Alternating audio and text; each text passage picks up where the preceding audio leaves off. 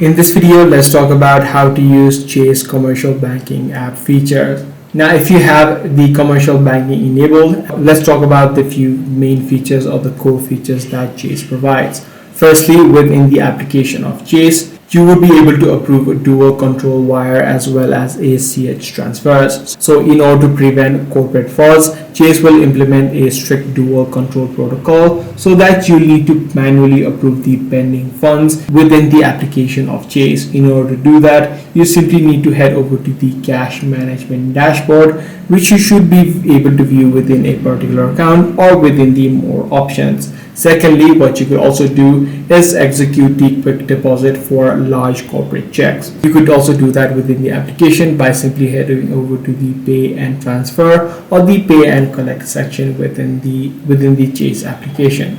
So these are the few features that you could use. If this video was helpful to you, be sure to subscribe. I'm going to see you in the next one.